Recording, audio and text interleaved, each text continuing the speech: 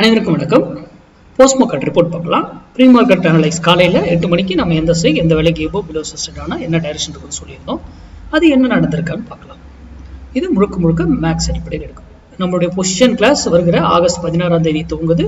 அதுக்கான details topic எல்லாமே நம்ம டெலகிராம் சேனலில் எல்லாமே அப்டேட் பண்ணியிருக்கோம். டெலகிராமுக்கான லிங்க் வந்து டிஸ்கிரிப்ஷன் பாக்ஸில் இருக்குது. விருப்பம் இருக்கவங்க ஜாயின் பண்ணிக்கலாம். அது மட்டும் இல்லை, இன்னைக்கு வந்து 2 0 to hero இதை வந்து அப்டேட் பண்ணியிருந்தோம். அது வந்து அதுக்கு பேரே 0 to hero.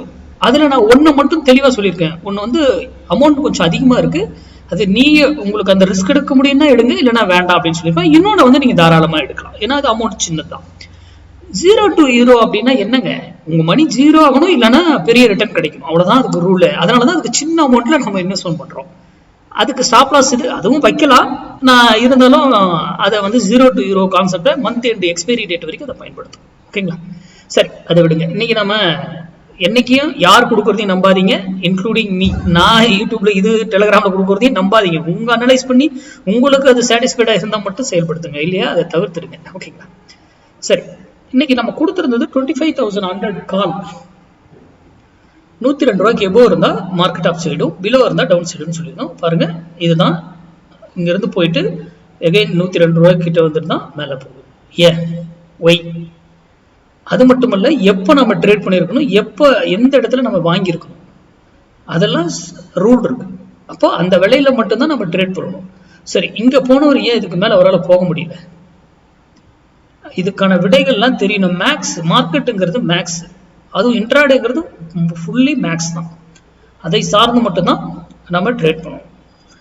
போயிட்டு ப்ரைஸ் ஆக்ஷனை பார்க்குறது, ஓப்பன் இன்ட்ரெஸ்ட்டை பார்க்குறது, இதில் ஏதோ ஒரு நியூஸை கேள்விப்பட்டு அந்த நியூஸை பேஸ் பண்ணி ட்ரேட் எடுக்கிறது, அப்படிலாம் இது கிடையாது. மேக்ஸ் படி தான் எந்த நியூஸ் வந்தாலும் இங்கே மேக்ஸில் தெரிஞ்சிடும். ஓகேங்களா? அது என்ன சொல்லுதோ அதன் ரூல் படி நம்ம என்ட்ரி எடுத்து எக்ஸிட் ஆகும். ஸ்டாப் லாஸ் என்ன எல்லாமே தெரிஞ்சிருக்கணும். சரி, இப்போ நம்ம அடுத்தது ஸ்மார்ட் டிசைடர் பார்க்கலாம். அப்போ மார்க்கெட் என்ன இருக்கும், அப்சைட் போயிருக்கும், அவ்வளோதான் சிம்பிள். ஸ்மார்ட் டிசைடரில் பாருங்க, இங்கேருந்து இன்னிலேருந்து இங்கேருந்து தான் ஸ்டார்ட் ஆயிருக்கு, போயிட்டு கீழே வந்துட்டு போகுது. இங்கே பாருங்க, by triggered confirmation, yes confirmation, again by triggered confirmation, market up. இந்த இடத்துல எவ்வளவு தெளிவா நமக்கு பை ட்ரிகர் பண்ணி இங்க மேக்ஸ் வேல்யூவும் நமக்கு இருந்திருந்தால் கண்ண முடிஞ்சு ட்ரேட் எடுத்துருந்தோம். அதுல மாற்றுக்கிறதே இல்லை. ஏன்னா ஸ்டாப் லாஸ் என்னன்னு உங்களுக்கு நமக்கு தெரியும். ஸ்மார்ட் டிசைடர் அதனாலதான் நம்ம ஸ்டூடெண்ட்டுக்கு மட்டும் கொடுக்குறோம், பப்ளிக் கொடுக்குறது ஏன்னா மேக்ஸ் வேல்யூவோட மேட்ச் பண்ணி பண்ணணுன்றதுக்காக தான். இந்த மாதிரி இடத்துல பர்ஃபெக்டான என்ட்ரி தூக்கிடணும். சரி, இங்க பாருங்க, புட்ல பை ட்ரிகர்டு, ஆனா அந்த பையை கன்ஃபார்ம் பண்ணவே இல்லை. பாருங்க, கீழே வந்துட்டாப்ல. அப்ப என்னதுங்க, சூப்பரா நம்ம இந்த இடத்துல இருந்து மார்க்கெட் என்ன ஆயிடுச்சு, அப்சைடு போக போகுதுன்னு தெளிவா சொல்லிடுச்சு.